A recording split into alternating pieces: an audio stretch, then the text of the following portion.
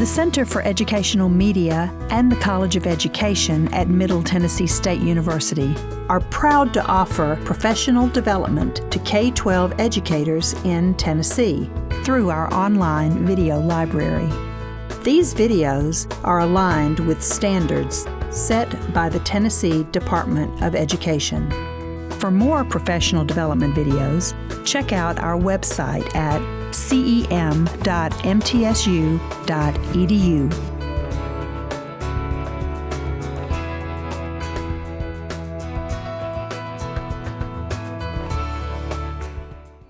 Welcome. Are you having a good summer? Yeah. Yes, good. I hope you're getting rejuvenated and excited about getting back into the work, right? Are you awake? This really is not a keynote, okay? I want you to talk and share, okay? Because I'm going to share some things that are a little bit intimidating for me to share on camera. But anyway, maybe I won't get in too much trouble.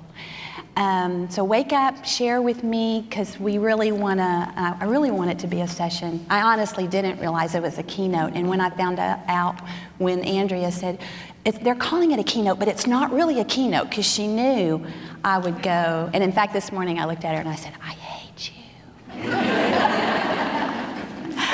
This is not really, I don't like talking in front of people.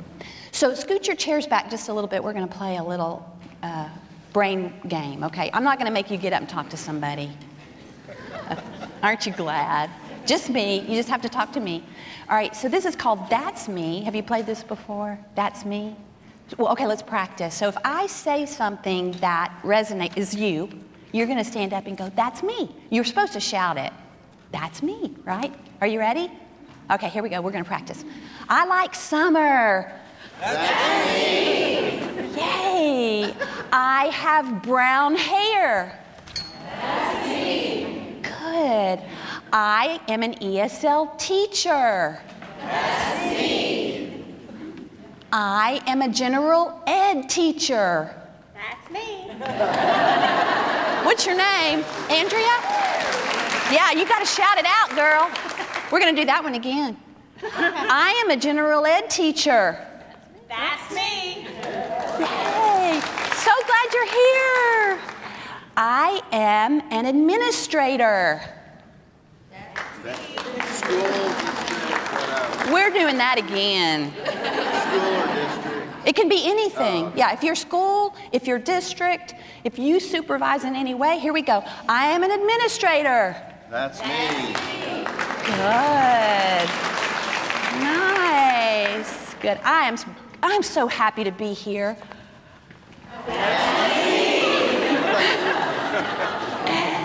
Last one. I promise to talk. Okay. Good. I'm so glad. Welcome. Big thank you to Laura Clark, to Jenny Marsh, and to Andrea Bontempi for putting it all together and just having us have this this meeting, this mini 10 TESOL conference, right? Is that what we're calling it? So a few weeks ago, Andrea came to me and said, we really need a session on the WIDA standards. The WIDA, English Language Development Standards Framework Training, right? So many of you probably already know this, but Tennessee has a new policy that says if a general ed teacher has an English learner in his or her room for any part of the day, then they must be trained on the ELD standards. Did you know that? And so we I'm Rutherford County, so we've been thinking, how are we going to roll that out to our gen ed teachers? What's that going to look like? And so Andrea came and said, we really need a session. I was like, okay, I guess I can do that. So that's what we're going to talk about today. Before we really get into the WIDA training and how Rutherford's going to roll that out, I thought I would set a context for you as to why why we're doing that, or why, maybe the rationale behind why the state wants to do that, and why it's a good thing. And I do think it's a good thing. I think anytime we can get more information to our gen ed teachers about language and about linguistic demands of the content classroom, then that's good stuff, right? But it's quite a task to do this, especially in a county like Rutherford, where we have so many general ed teachers and so many English language learners. It'll be pretty much every gen ed teacher who is on the north side of our county, right? Will have to go through this training. So in order to do that, I want to set a context for you as to why that's a really good thing. And I thought I'll just share with you some characteristics of effective programs. And the things that I share with you today are from the research of CREED, which is the Center for Research in Education Diversity and Excellence, and then also Wainwright. Wainwright has a fabulous book. I recommend it for every ESL teacher's personal library, and it's called Foundations for Teaching English Language Learners, Research Theory, Policy, and Practice. It's really a great book that he really touches and addresses on a lot of different challenges that we have in our instruction of English language learners. So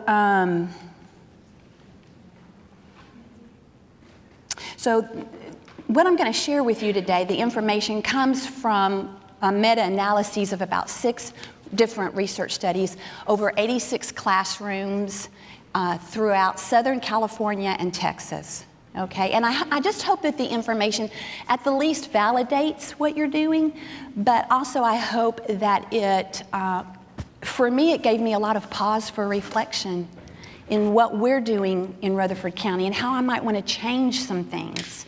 So it might cause you some time to reflect and think, you know what, I want to change that, or I want to be sure that I am more conscientious about that. And most importantly, I want the information to inspire you to continue being an advocate for our English language learners and their families, right?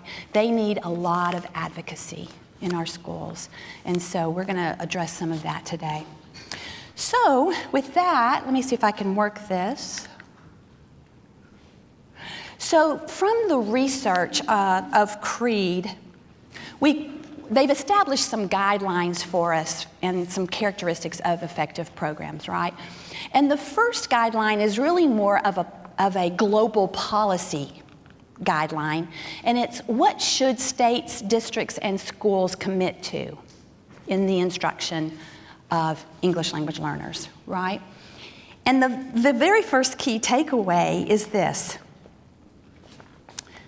providing ELD instruction is better than not providing it. So when you hear that and you see that, you're like, yes, that's profound, right?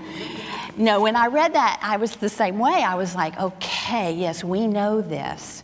We really know this. We really believe this. But what really caused me pause for reflection is as the study moved on, because we know this about our newcomers and our level 1 and our level 2 students, right? We know they need ELD instruction, focused instruction, and we see tremendous growth with those levels, right? So what gave me pause for reflection was as the study continued and they began to address middle level and advanced level English language learners. So the study found that students who received focused second language instruction made 5 times the gains of students who did not.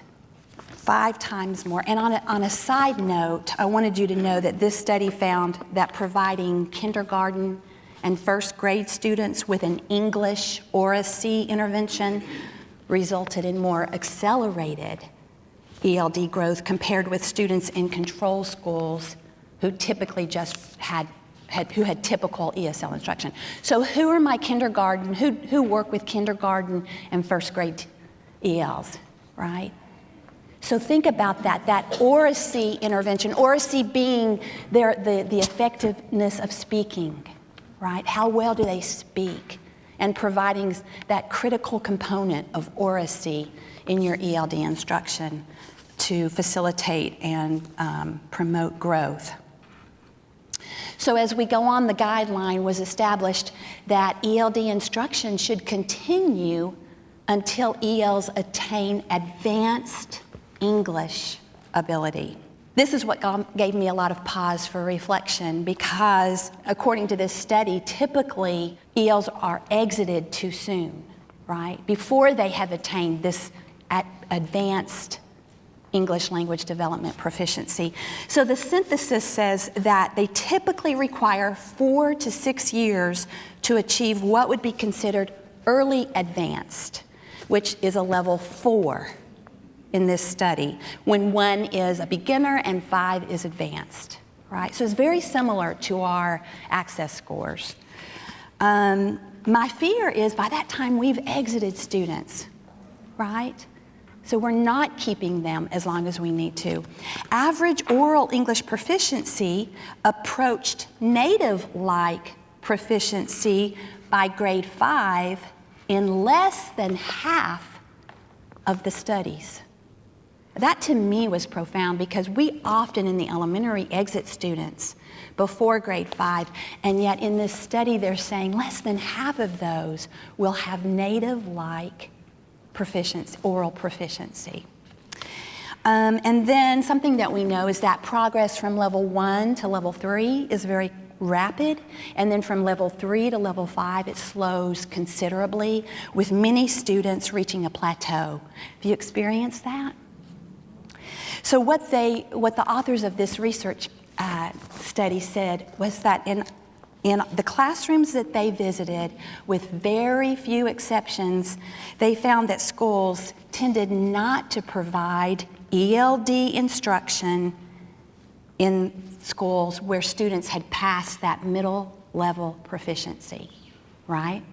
And I know that's true. It gave me a lot of pause for reflection.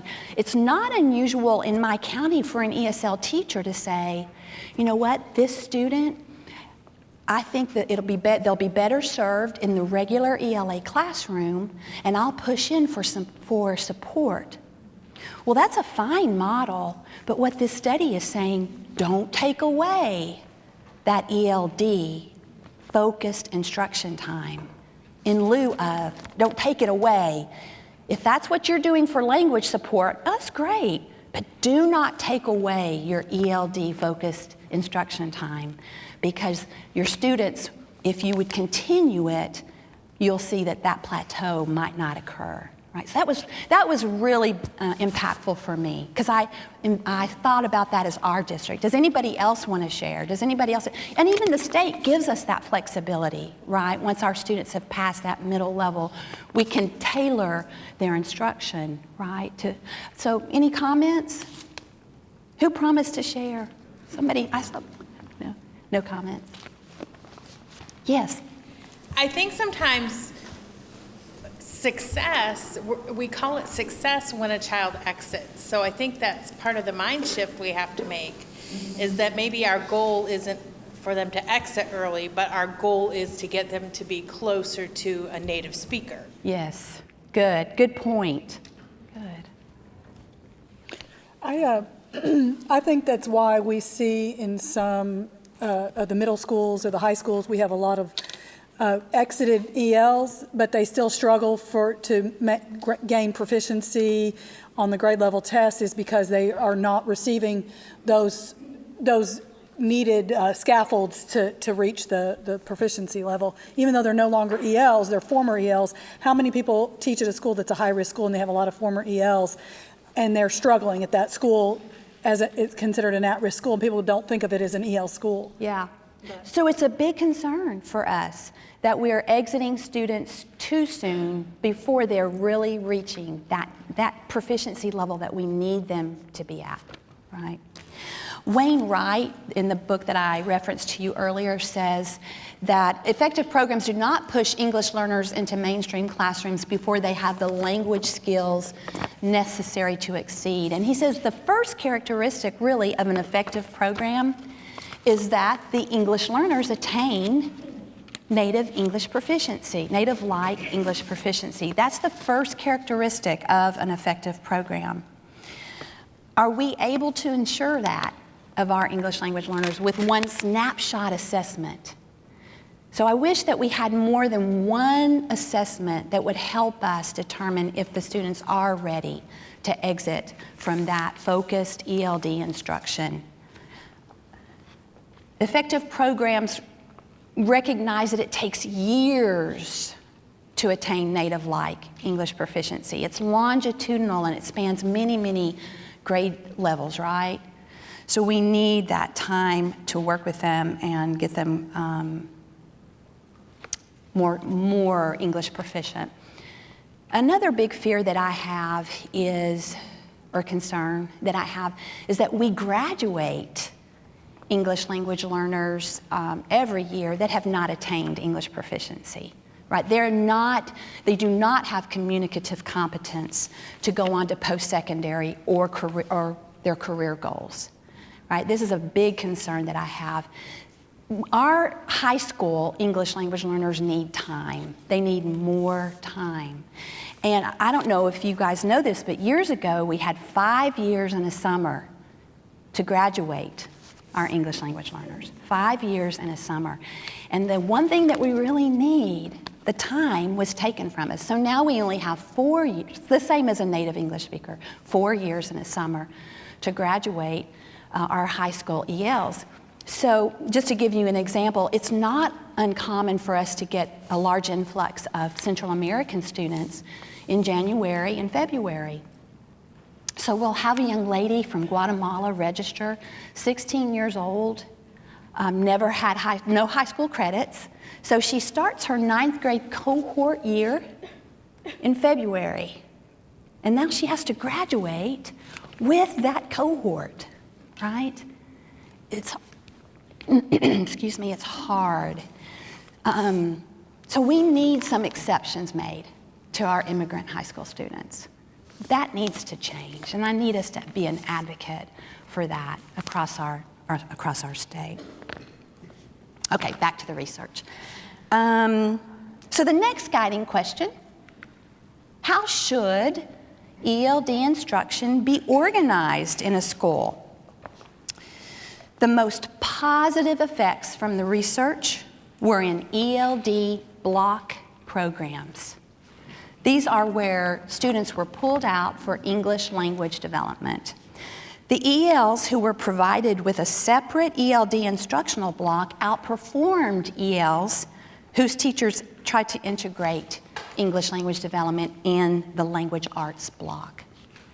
Then another key takeaway from this study was that they should be carefully grouped by language proficiency during that ELD time.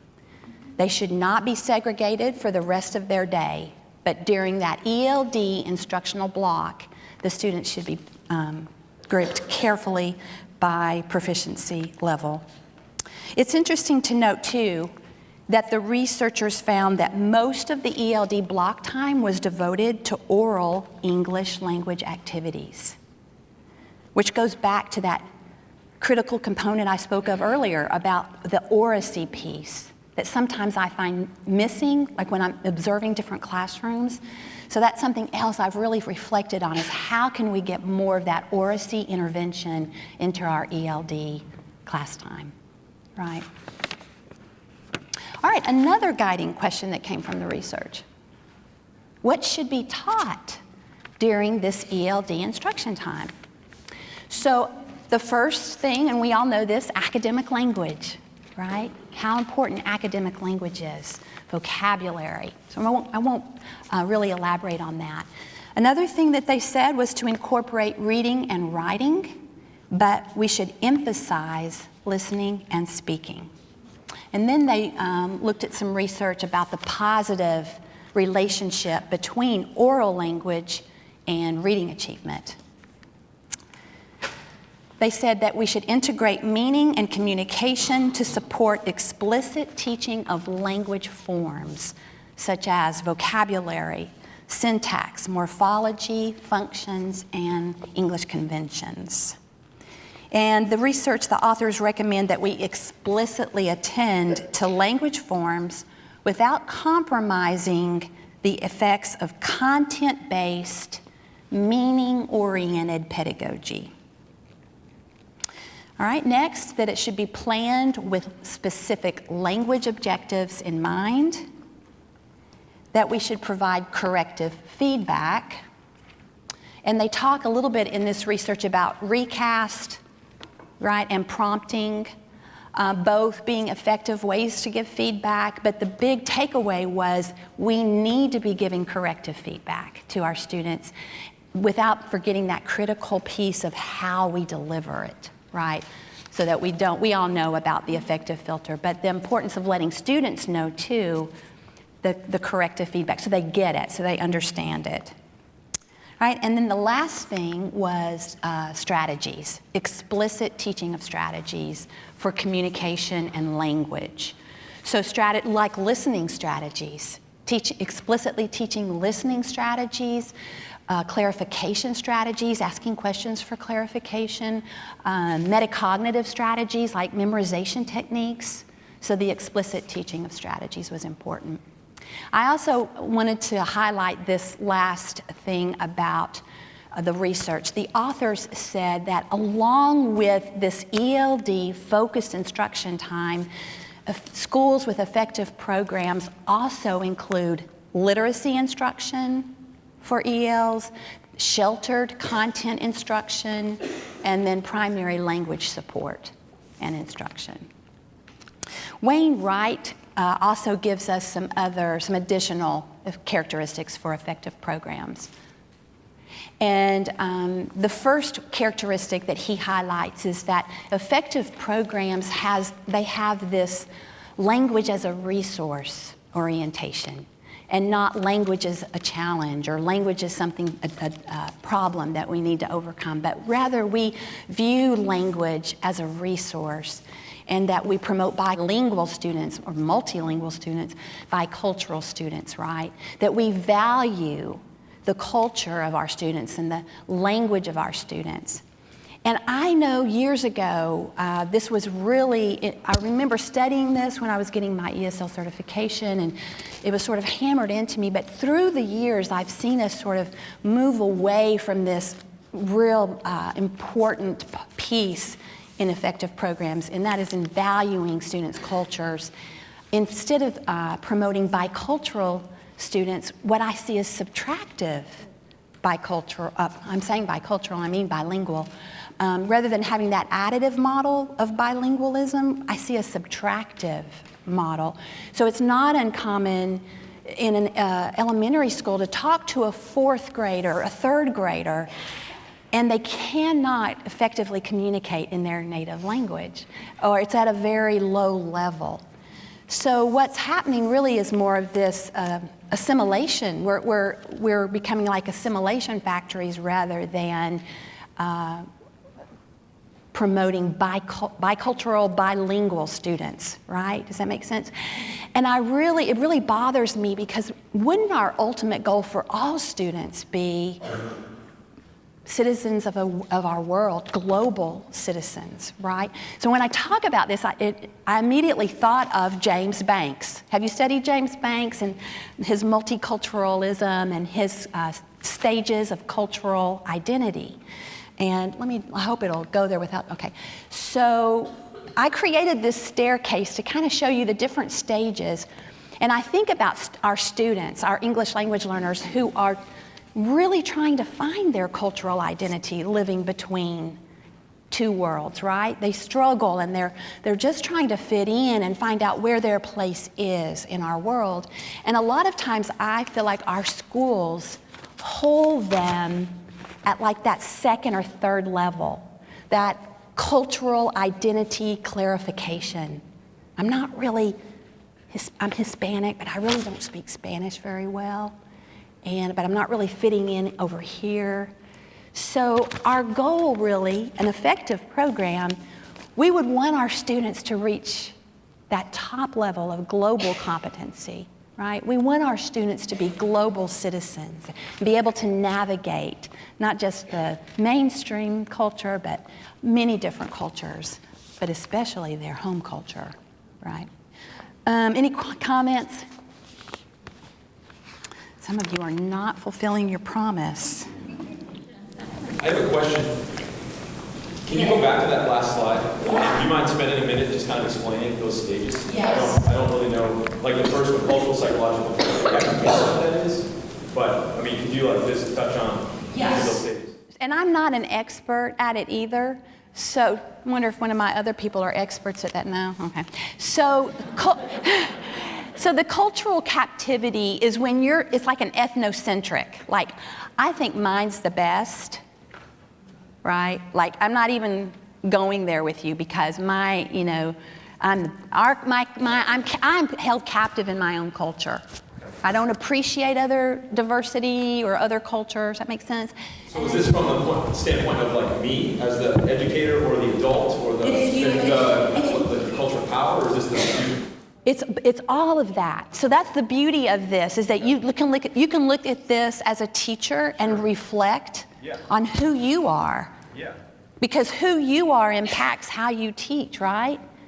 Right. So it's a beautiful reflective piece, but it's good for our students, for them to look at this and go, and even showing them, even our students who have immigrated here and go through those stages of culture shock, the honeymoon period, and then all the anger until they are finally back to the embracing of it, right? So it's really a great piece for reflection on many different levels, right?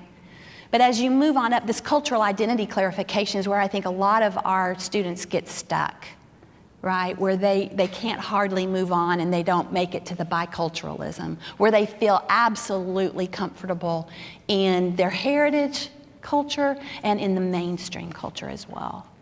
Multiculturalism is where you embrace different cultures, you love your own culture, right? And I really don't know the nuances between those last two, but global competency would mean that you can easily navigate many different cultures, right? And it doesn't mean that you have to even speak that language, but it's more about your attitude and the way that you have overcome prejudice or bias and things like that. It's good. Good question. Any other comments? I have a comment. Yes, please.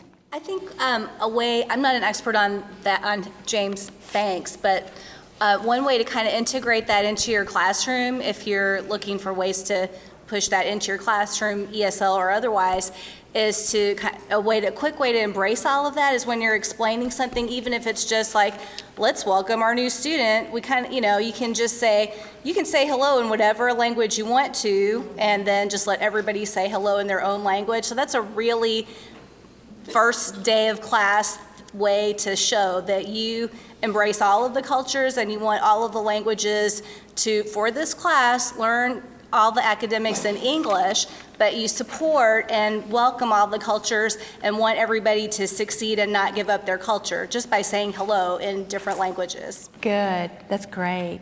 Another great way is just multicultural literature, right? Just having a library full of multicultural books where students can see their faces mirrored in the text, and multicultural libraries. So we've got to be an advocate for our students with our librarian, with our administrators. I've got a hand here, and then I have Jonna. There's also a lot of really good literature on very specifically this subject. A book that I've used is called How My Family Lives in America, and it's for students from different cultures, and African culture and Asian culture, and they're living in New York City. And it's old, it's probably from the 80s, and it looks very 80s. But it talks about how, they have little pieces of America in their home, but they honor their home heritage, and it's really kind of eye-opening, at least when I've used it. Students are like, oh, well, I didn't know that, I never noticed that this is maybe part of my American culture, and this is part of my Chinese culture, and everything just blends together at home. So and it really helps them analyze. Oh, I love that. So did you hear the title of the book over here? Could you hear How My Family Lives in America? And there's others. There's one, Coming to America, I think it's called, talks about how our country is a country of immigrants, and just to help them identify themselves. Good. I think where the advocacy piece comes in for all of us is that we've got to get it to our administrators. We want it across our schools, right? Where students feel that everywhere. I know and I think at the elementary level it's so critical, because it's really in our elementary level that our students do lose their native language and their culture, or they start to reject the heritage culture. And because they don't see it mirrored at school, they don't see it valued. I know when I was at a school, it was my mission to make sure my kids kept their names and they weren't Americanized. And, you know, just a typical Jorge, everybody knows Jorge, and if the kindergarten teacher loves Jorge, the name Jorge, then Jorge gets to keep Jorge through the whole year, right? The first grade teacher loves the name Jorge, but if the second grade teacher decides that your name is George, guess what happens? His name becomes George, and then it's George from then on. It is, I just don't know that you can even go back and get it back to Jorge. Then of course mom and dad come to school and who's George, right? So it's so important to be an advocate across the school and with your content teachers or general ed teachers that, you know, the name is Jorge, let's keep it Jorge, you know. But anyway, that's just a side note, yeah. I received a donation this summer from the Dolly Parton Imagination Library. And I was absolutely delighted to find out that not only do they offer multicultural books now, they're not so Anglo-centric, but they offer bilingual books. And part of what, I work with adults and with high schoolers, part of what I like to do with those books is to take the book and teach them in a class how they would teach that book to someone else. That way they're not offended by the material, but they still get that simple background. And the assignments are, take this home and read it to somebody and come back and talk about how you did that. And that's a way to bring home and school together. And again, like I said, part of what I do is to make sure that younger siblings are signed up, or in some cases my students have their own children, make sure that they are signed up for the Imagination Library. So something to consider. If you see those books out, snag them, look at them. Yeah, good. Great thoughts, thank you. Okay, effective programs promote active parent involvement. We know this is true too, right? Teachers of English language learners understand the barriers that our culturally and linguistically diverse families face, right? So just being a real advocate and getting in there and helping to overcome any barriers that would keep parents from being a part of their students' education, part of the decision-making process. Another characteristic of effective programs is that our teachers are advocates, right, for their English language learners, which I know that you all are. I think we, more than anyone, understand the imbalances of power within the school culture, within the school, within the community, right? So getting in and helping our students and their families have a voice, right? I love what Wayne Wright says in his book about teachers. So, teachers, you are in the best position to judge the impact of policies. And when policies are failing or having harmful effects on students and their families, speak up. Speak up, right? We've got to change that. All right, you have power. Don't ever forget that. All right, effective programs also ensure that the ELs are given equal access to the core curriculum, right? And that's why I love this idea that we are going to be training general ed teachers on WIDA standards and how they can use that framework to make standards more and core curriculum more accessible to our English language learners, right?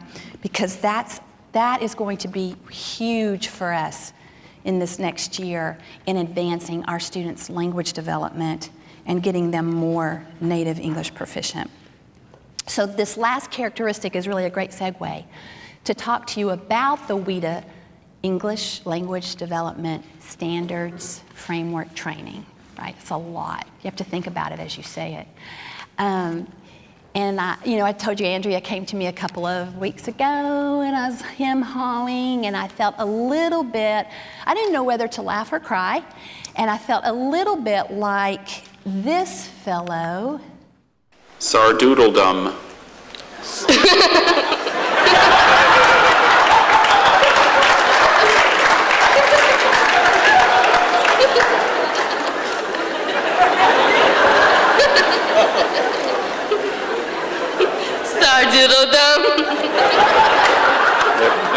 That sounds about right.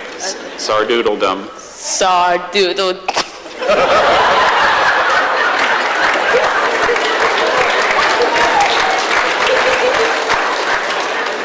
Can you give me the definition? Yes, sardoodledom is mechanically contrived plot structure and stereotyped or unrealistic characterization in drama. It's another word for melodrama. Okay, sardoodledum. Sardoodledum.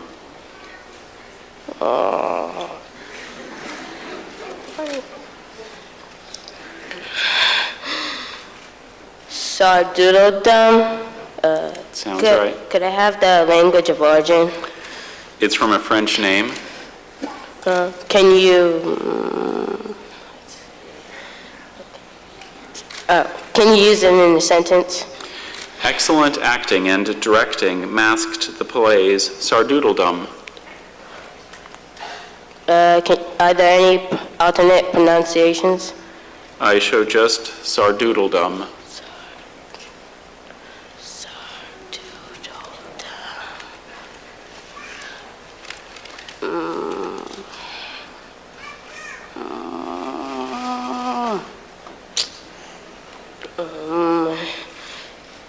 What part of speech is it? It's a noun. Is it kind of like kingdom?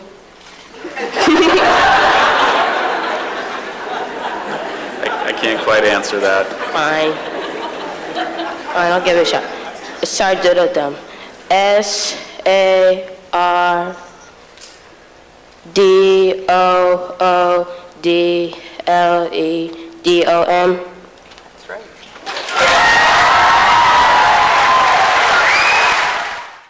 Yeah, that depicted how I felt, yeah. And I still feel that way because, can you give me the definition? What's the WIDA, English Language Development Standards Framework? It's so layered, right? The WIDA framework is a complex thing, and it's very layered. I wish I could tell you, here's what that standard is, because it's not a standard like our content standards or the Tennessee academic standards. So it's confusing to teachers. How many of you have gone to the WIDA ELD standards training? How many of you have been through it? Could I see a big hand? Okay, so several of you have gone through the standards training. How many of you have watched the WIDA webinar that was created for Tennessee? Big hands, just about 4 of us have seen that. So I recommend all of you go back and watch the webinar that WIDA has created for Tennessee. You can find it on the WIDA website, www.wida.us. You can click on the download library without a login, but you have to have a login to watch the webinar. And you will find it over on the far right column under state webinars. Go down to Tennessee, click on it. I think it'll say Introduction to the ELD Framework, WIDA Standards Framework, or something like that. Now, then you make the decision as to whether or not you're going to send gen ed teachers to watch it, okay? You need to watch it, and then you need to make the decision. It's your decision. I'll tell you one of the reasons I created my own webinar, or our own webinar. It's long, so it's over an hour and a half, and that's without pausing it for the interactive activities that they want you to do as you watch it. And then it also makes some assumptions that gen ed teachers have background knowledge or background experiences that a lot of gen ed teachers don't have in working with English language learners. And then the verbiage, like the ESL lingo, you know. So that also, to me, I was a little bit nervous about. But for me, when I finished watching it, I thought, I think teachers are just going to say, well, now what? This is information, but I'm not really sure what I'm supposed to do with it. So it lacked some of those real clear, explicit links to classroom practice. Now here's what you do with this. Here's what we want you to do with this, right? So when we sat down and we started thinking about how we wanted to enroll this in Rutherford, I thought I want content area teachers to finish it and without a doubt know tomorrow I know what I'm supposed to do with my English language learners. Does that make sense? And if you think about it, those of you that have seen it or those of you that have been through the standards training, could you tell me what is it you think a gen ed teacher what do we want our gen ed teachers to be able to do? Can anybody tell me? Yes? Teach the academic language of your content area while you're teaching content. Teach the academic language of your content area while you're teaching content, right? And that sounds like a simple thing to do. I mean, you know. So the great thing about the WIDA framework is it gives us tools to do it, and it kind of shows us how to differentiate for proficiency level. Because I'm exactly like this lady in the back, what she said. I know what I want my content general ed teachers to do. I want them to think about the language. I want them to think about the linguistic demand, but then I need them to think about that student and what that student's proficiency level is. Does that make sense? Because wow, you've got a level 1 student. How different will that level 1 student look from your level 3, right? From your level 4, from your level 5. But we've got to get that message to our gen ed teachers that proficiency level and understanding what that number means, how important that is to impact or to affect instruction. Does that make sense? So that's really why I created a webinar that I hope will be very explicit in teaching them or helping them unpack the many layers of the WIDA framework. So what I did was I created a PowerPoint and did my voice on it. And then we're making it a video that we'll put in a streaming channel that we can get a link to. And teachers, we're going to send it out by schools so that I can track. So administrators will get a link to this video. They will also get a link to a Microsoft form. If you've ever used Microsoft form, it's fabulous. It comes back to you in reports and you can easily generate reports. So let's say that I send it out to Laverne High School, high population of ELs, right? And the gen ed teachers take this training and they do the Microsoft form. It's coming back to me and I'll be able to quickly show the state. Here's all the teachers at Laverne High School. Here's all the teachers at Smyrna High School. Here's all my teachers, right, that did this training. So the Microsoft form will also have a link, and the teachers will watch the webinar. They have 2 questions to answer on the Microsoft form, and then submit it, and that will be documentation for my accountability piece, right, as a district. Do you guys have any questions? I actually have a few pieces I can show you. Do we have time? Okay, so realize that the pieces that you're watching are not, so I've just picked a few at the beginning. I picked the 2 activities so that you could see what the activities were that I was asking the gen ed teacher to do, and then the last piece. So obviously you're missing the meat of the webinar, right? But it'll give you a good idea of what we're doing. And then I'm so happy to share it.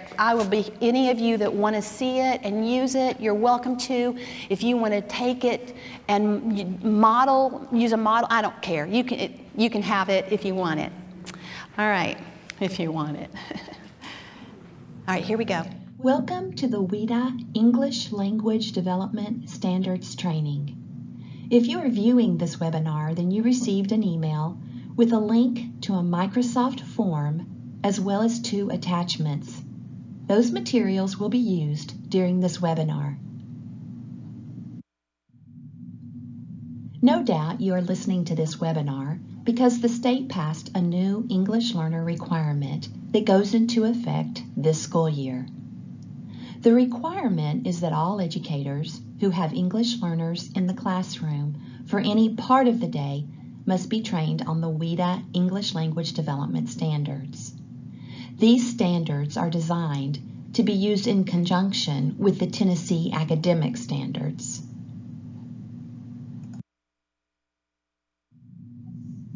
Our objectives for this training are to provide you with information on the different structures and elements of the WIDA standards framework and how you as a classroom teacher can use the WIDA framework to meet the language needs of your English language learners.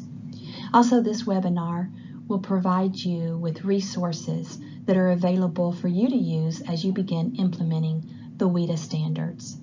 It's important to note that the WIDA standards framework was created to be used by all teachers who work with English language learners and not just for ESL teachers. The WIDA standards are to be used in conjunction with content standards, and that's why it's so important for our content area teachers to be trained on this framework.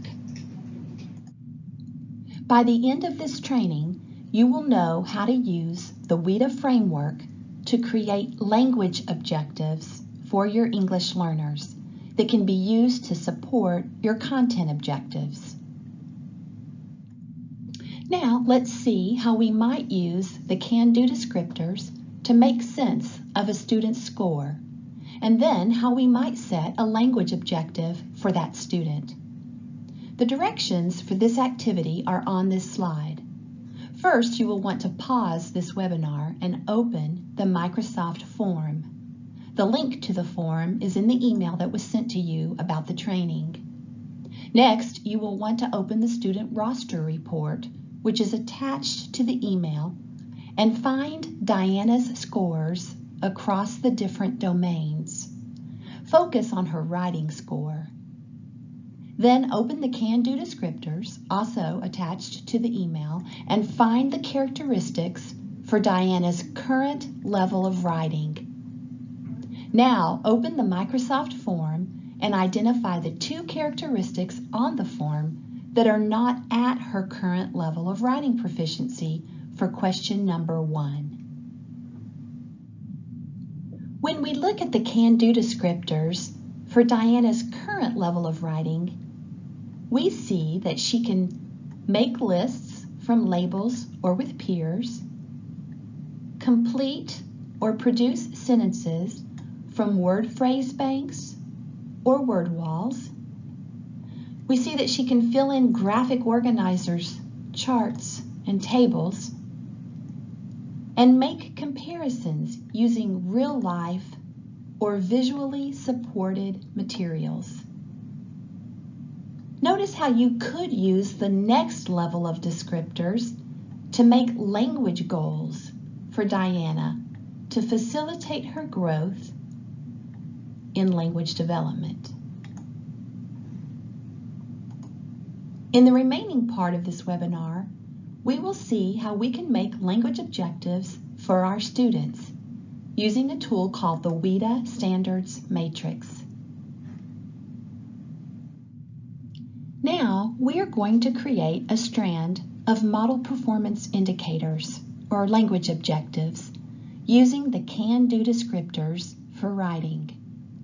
In your own classroom, you would create a strand of model performance indicators in order to have differentiated language objectives for your English learners to go along with and to support your content objectives.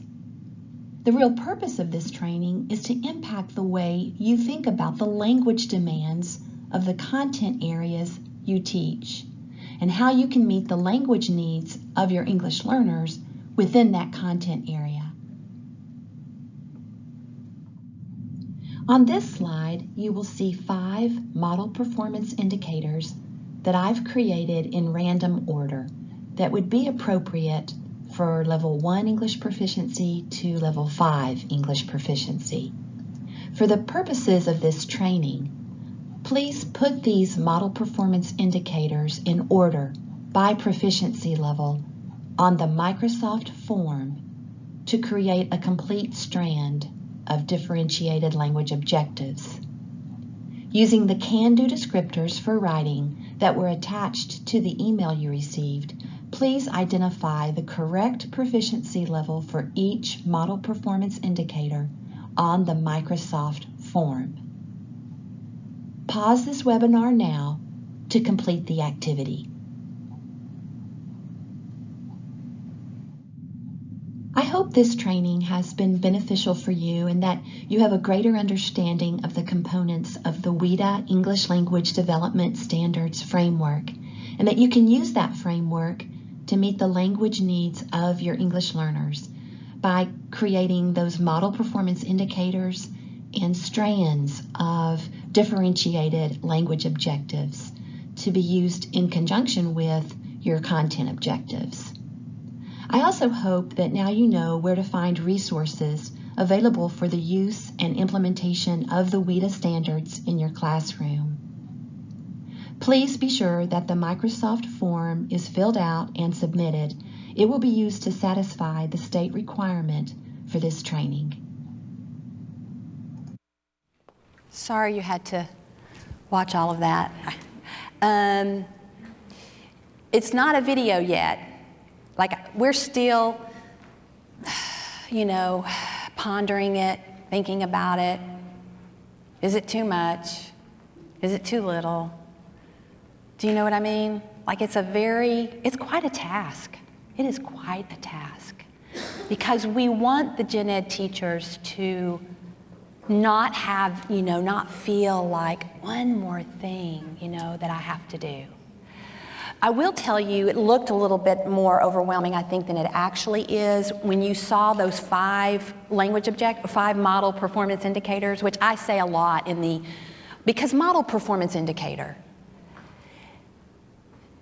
why couldn't they just say it's a language objective on steroids, right? So I say a lot in it. I say the model performance indicator, or as I like to call them, language objectives, right?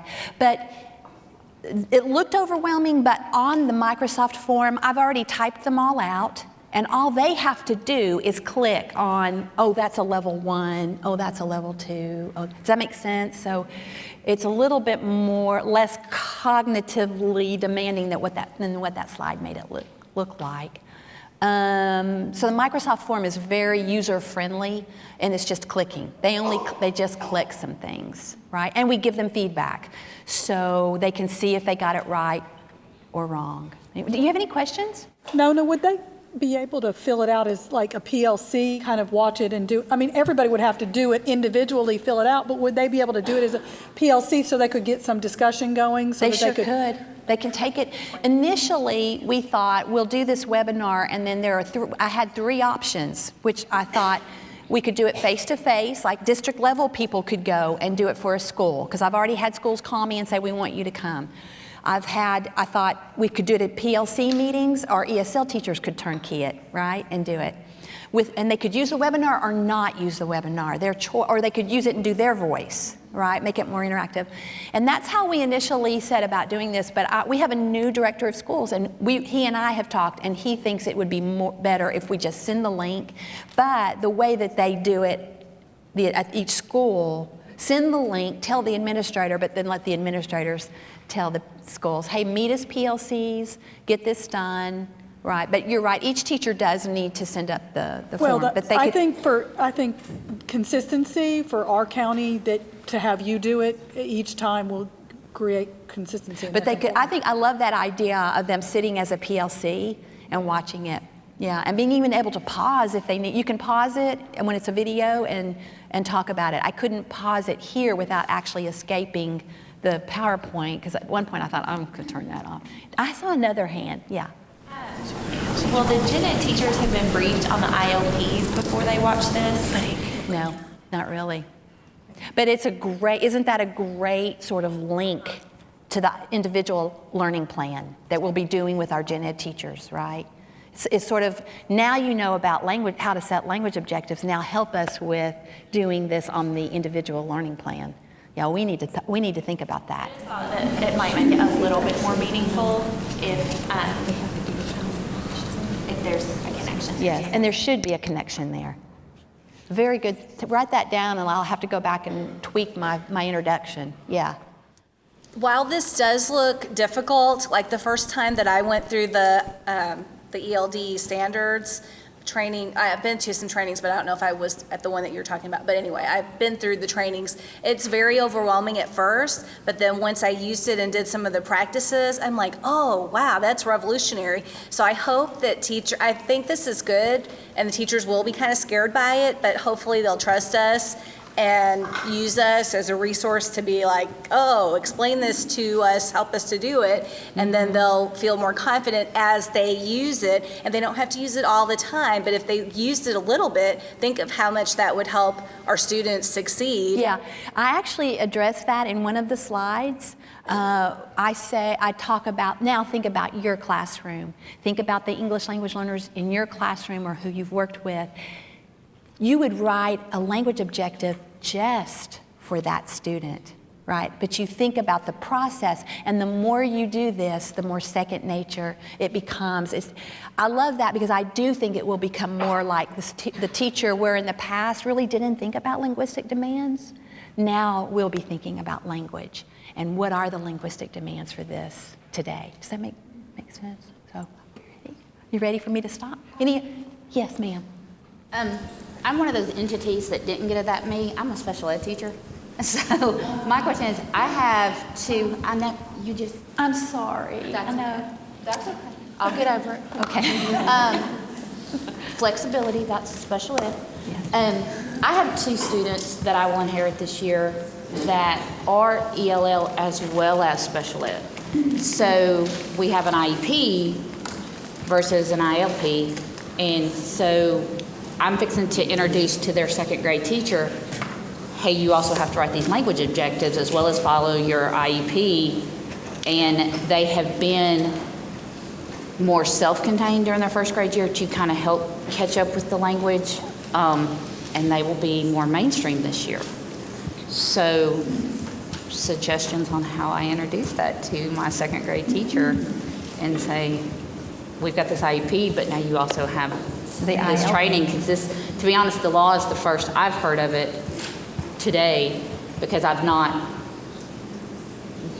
inheriting them this year, I did not have to work as much with the ELL teacher. Our ELL population at my school is very small, but we do have one. The best advice I can give you is to have the ESL teacher work with them on creating the goals together. That's what we're going to do, is it's going to be like a PLC meeting where they collaborate on the language objectives and the language goals that they have for that student. Yeah. Could you go back one slide and show us your email again? Is that how we access this? Yes, Just ask you for absolutely. it? Yeah, just email me and did I stick it here? Where did I stick it? Can you see it? hallin@rcschools.net. Yes, yes.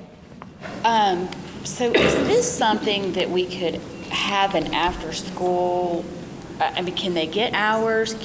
No. Okay, I don't think they can get hours because I think if it's it's my understanding that we can't get PD if it's a required. My thought is just reaching more teachers, because I had so many that I went to PLCs, and by the time I was able to reach everyone, we were 2 months into school, because you had to, some people, it just depends on when they could meet, because you would have part of the team meeting, this week, and so it'll be just crazy. I'm just thinking that would be a great time after school, but I know that they're not all going to be willing to do that, but I'm excited about this though. Yes.